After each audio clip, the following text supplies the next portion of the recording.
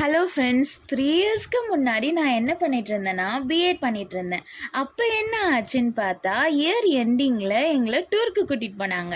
அது எங்கன்னு பார்த்தா நம்ம ஊட்டியில் எந்தெந்த இடத்துக்கெலாம் போகணுன்னு பார்த்தா பிளாக் தண்டர், பொட்டானிக்கல் கார்டன், லாஸ்ட்டாக வந்து சில புகழ்பெற்ற தொழிற்சாலைக்கெல்லாம் கூட்டிகிட்டு போயிருந்தாங்க. நீலகிரி செல்லும் சுற்றுலா பயணிகள்லாம் என்ன பண்ணுவாங்கன்னா, அங்கே தேயிலை தொழிற்சாலைகளில் தேயிலை தயாராகும் விதம், தயாரானதுக்கு அப்புறம் எப்படி வந்து பேக்கிங் பண்ணுறாங்க அப்படின்றத பற்றிலாம் வந்து அறிந்து கொள்ள ஆர்வம் காட்டுறாங்களாம்.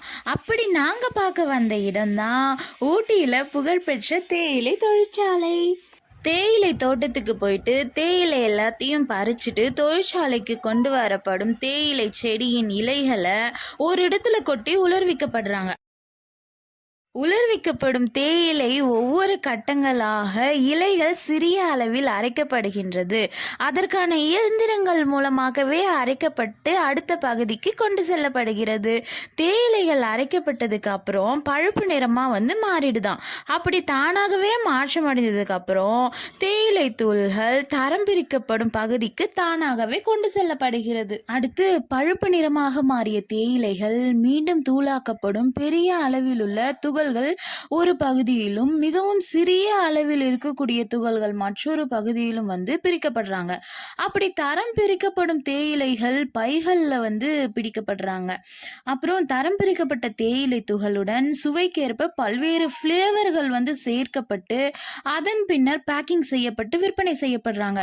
தேயிலை துகளில் lemon tea, ginger tea, masala tea, green tea போன்ற பல்வேறு ஃப்ளேவர்களில் வந்து தேயிலை துகள்கள் இங்கு விற்பனை செய்யப்படுகிறதாம்.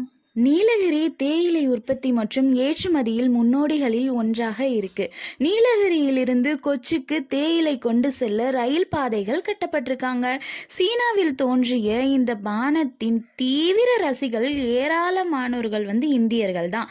அங்குள்ள அனைத்து டீ பிரியர்களுக்கும் பசுமையான மலைகளுக்கு மத்தியில் அதன் உற்பத்தி மையத்திலிருந்து உங்களுக்கு பிடித்த பானத்தை நேரடியாக பருகுவது எப்படி? அது வாழ்நாள் முழுவதுமே மதிப்புமிக்க அனுபவமாக இருக்கும். ஊட்டி நகரத்திலிருந்து 4 கிலோமீட்டர் தொலைவில் அமைந்துள்ள ஊட்டி தேயிலை தொழிற்சாலையில் ஒரு தேயிலை அருங்காட்சியகமும் உள்ளதாம். இப்போ தேயிலை தொழிற்சாலையில் வந்து நாங்கள் பார்வையிட்டுட்டு வெளியே வரும்பொழுது எல்லாருக்குமே வந்து ஒரு ஒரு கிளாஸில் வந்து டீ வந்து கொடுத்தாங்க. அது வந்து அந்த டைமில் அப்போவே வந்து தேயிலை இலையிலிருந்து டீ தூள் வந்து ரெடி ஆகிட்டு வெளியே வந்து அதை வந்து டீ போட்டு குடிக்கும்போது அவ்வளோ ஹாப்பியாக இருந்துச்சு.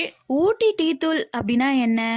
ஊட்டி டீ தூள் அப்படின்னா நீலகிரி மலைப்பகுதியில் விளையக்கூடிய தேயிலையிலிருந்து தயாரிக்கப்படும் ஒரு வகை டீ தூள்னு சொல்லுவோம். இது வந்து ஒரு இனிமையான மற்றும் நறுமணமுள்ள சுவை கொண்டதாக வந்து இருக்குது. பால் மற்றும் சர்க்கரையுடன் ஊட்டி டீ தூளை வந்து சுவைப்பது மிகவும் பிரபலமாக வந்து இருக்குது. ஊட்டி டீ தூளை பற்றி மேலும் சில தகவல்கள் என்னன்னா, அதனுடைய தோற்றம். இது நீலகிரி தேயிலை இலைகளில் உலர்ந்த மற்றும் புதிய விளைவாகும்னு சொல்லுவோம். சுவை எப்படிப்பட்டதா இருக்கும் அப்படின்னு பார்த்தோம்னா, இது ஒரு இனிமையான மற்றும் விறுவிறுப்பான சுவை மற்றும் நல்ல நறுமணத்தை கொடுக்கக்கூடியதான். அதனுடைய பயன்பாடு என்னன்னா, இது பொதுவாக வந்து பால் மற்றும் சர்க்கரையுடன் வந்து சுவைக்கப்பட்டது. கிடைக்கும் இடங்கள் எங்கெங்கன்னா ஊட்டி மற்றும் நீலகிரி மலைகள் இருக்கக்கூடிய டீ எக்ஸ்டேட்டுகள்ல இருந்து நேரடியாகவும் வாங்கலாம், இல்லைன்னா நம்ம ஆன்லைன் மூலமாகவும் கடைகளில் வந்து வாங்கலாமா.